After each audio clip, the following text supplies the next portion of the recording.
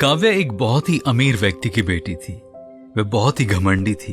अपनी सहेलियों के बीच पैसों का घमंड दिखा दिखा कर हमेशा बात किया करती थी। अध्यापकों से भी ये अपेक्षा करती थी कि वो उसका खास ख्याल रखें। उन्हें अपनी ओर आकर्षित करने के लिए अपने पिता के अमीर होने की डींगे मारकर कहती थी, मेरे पिता बहुत अमीर हैं और उनका नाम संतोष है। आप लोगों ने उनका नाम तो सुना ही होगा। काव्या को जवाब देते हुए अध्यापिका ने भी साधारण ढंग से कहा, ठीक है। ये सुनकर काव्या से रहा न गया और अपनी सहेलियों के पास जाकर गुस्से से कहती है कि मेरे पिता का नाम संतोष है और वो बहुत ही अमीर हैं। ये जानकर भी अध्यापिका ने मुझे साधारण ढंग से जवाब दिया।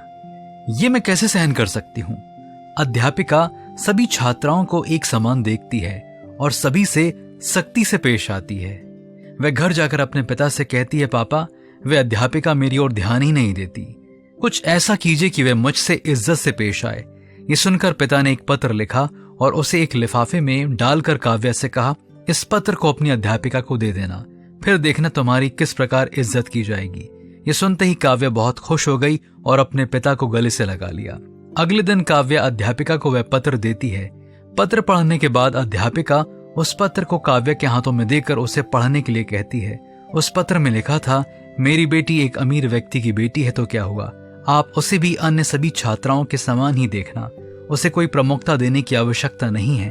अगर आप उससे सख्ती से पेश आएंगी तो वह अच्छी लड़की बन सकती है। पत्र पढ़कर काव्या हैरान रह गई, मगर धीरे धीरे सुधरने भी लगी।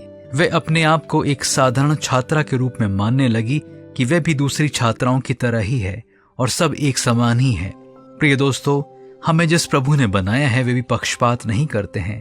अन्याय करने वालों को उनके कार्य के अनुसार फल प्राप्त होगा।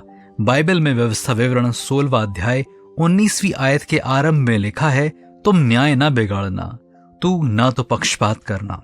इसलिए आइए हम भी प्रभु के भय में होकर न्याय करते हुए, किसी के साथ भी पक्षपात ना करते हुए उसके पुत्र और पुत्री बनकर जिएं।